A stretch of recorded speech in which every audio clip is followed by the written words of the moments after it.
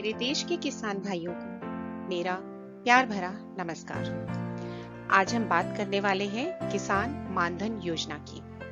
किसान मानधन योजना हमारे देश के यशस्वी प्रधानमंत्री माननीय श्री नरेंद्र मोदी जी द्वारा सन 2019 में प्रारंभ की गई। तो आइए जानते हैं आखिर क्या है यह किसान मानधन योजना व माननीय प्रधानमंत्री जी ने किस उद्देश्य से इस योजना का शुभारंभ किया।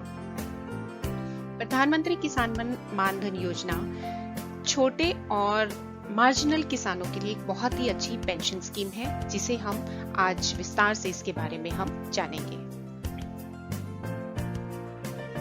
इस योजना की मुख्य विशेषताएं हैं कि ये योजना प्रारंभ करने का मुख्य उद्देश्य जो हमारे देश के छोटे लघु सीमांत किसान हैं, जिनको हम कह सकते हैं कि स्मॉल और मार्जिनल फार्मर्स, लघु किसान, उन सभी किसानों को सामाजिक सुरक्षा प्रदान करने के लिए इस योजना का प्रारंभ किया गया। इस योजना को प्रारंभ करने के लिए जो उद्देश्य रहा वो यह है कि किसानों की वृद्ध अवस्था तक पहुंचते पहुंचते उनके पास कोई बचत नहीं होती, जिससे उनका जीवन यापन का कोई अन्य स्रोत भी नहीं होता और वे एक अच्छा और स्वास्थ्यवर्धक जीवन यापन नहीं कर पाते। तो इस उद्देश्य की पूर्ति के लिए उन्हें सरकार की तरफ से कुछ आर्थिक सहायता प्रदान की जाए, इस उद्देश्य से इस योजना का प्रारंभ किया गया। इस स्कीम के तहत सभी लघु एवं सीमांत किसानों को 3,000 रुपए की निर्धारित पेंशन प्रदान की जाएगी और ये स्वैच्छिक यानी कि आप अपनी इच्छा से और अंशदान आधारित यानी कि आप जितना उसमें आप दान करेंगे कि जितना आपका अंश रहेगा उसी के आधार पे यह पेंशन स्कीम रहेगी। यह पेंशन भारतीय जीवन बीमा निगम द्वारा प्रतिबंधित पेंशन निधि से यानी कि LIC द्वारा ये पेंशन निधि से किसानों को प्रदान की जाएगी। किसानों को 55 से 200 रुपए प्रति माह के बीच में पेंशन निधि में अंशदान 60 वर्ष की आयु पूरी होने तक जमा करना होगा। केंद्र सरकार पेंशन निधि में अंशदान में की गई राशि के बराबर राशि अपनी ओर से जमा कराएगी। जो किसान 18 से 40 वर्ष के हो चुके हैं वे इस स्कीम को अपना सकते हैं। लघु एवं सीमांत किसान पति पत्नी इस स्कीम को अलग अलग भी अपना सकते हैं और जब वे 60 वर्ष की आयु पूरी कर लेंगे तो 3,000 रुपए प्रति माह दोनों को अलग अलग पेंशन प्राप्त हो सकेगी। ऐसे किसान जिन्होंने इस स्कीम को अपनाया है और बाद में किसी भी कारण से इस स्कीम को छोड़कर जाना चाहते हैं तो पेंशन निधि में उनके द्वारा जमा कराया गया जितना भी अंशदान है वो ब्याज सहित उन्हें वापस कर दिया जाएगा। और सेवानिवृत्ति की तिथि से पहले यदि किसान का निधन हो जाता है तो पति पत्नी मृत व्यक्ति की शेष आयु तक शेष अंशदान का भुगतान इस पेंशन निधि में जारी रख सकते हैं।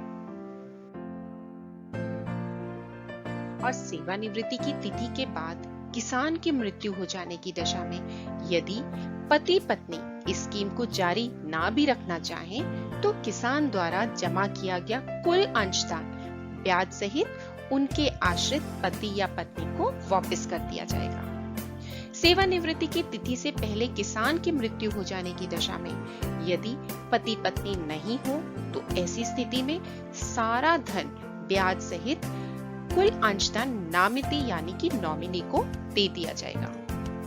सेवानिवृत्ति की तिथि से पहले यदि किसान की मृत्यु हो जाती है तो उस दशा में पति पत्नी पारिवारिक पेंशन के रूप में अंशदान का 50% यानी कि 1,500 रुपए प्रति माह प्राप्त करने का हकदार होगा।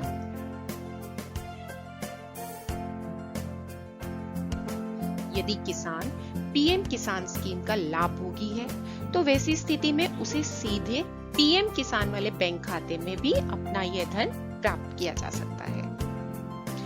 और किसान जो इस स्कीम का लाभ प्राप्त करने के इच्छुक हैं उन्हें कहाँ जाना होगा? कॉमन सेवा केंद्र, वहां जाके वो इस स्कीम का लाभ प्राप्त कर सकते हैं और उन्हें अपने साथ आधार नंबर, बैंक की पासबुक और भूमि का विवरण लेके जाना है। और नामांकन के लिए वैकल्पिक अन्य सुविधाएं PM किसान स्टेट नोडल ऑफिसर अथवा किसी अन्य माध्यम से अथवा ऑनलाइन नामांकन की सुविधा भी उपलब्ध है। इस स्कीम के तहत नामांकन निःशुल्क किया जाता है, कोई भी शुल्क नहीं लिया जाएगा और किसानों को नामांकन के लिए CSC यानी कि कॉमन सेवा केंद्रों में भी कोई भुगतान नहीं करना। और अगर हम सार देखें तो छोटे किसानों के लिए 18 से 40 वर्ष की आयु के लिए एक बहुत ही अच्छी पेंशन योजना है और जिसमें आपको 60 साल पूरे होने पर 3,000 रुपए प्रति माह प्राप्त होता है।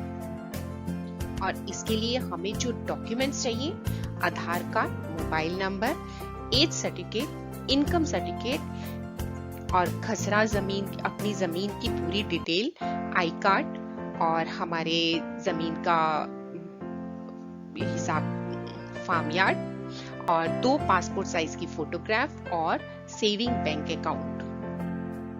और यदि आप ऑनलाइन इसमें अप्लाई करना चाहते हैं तो आपको मानधन.in पे जाके अप्लाई करना है।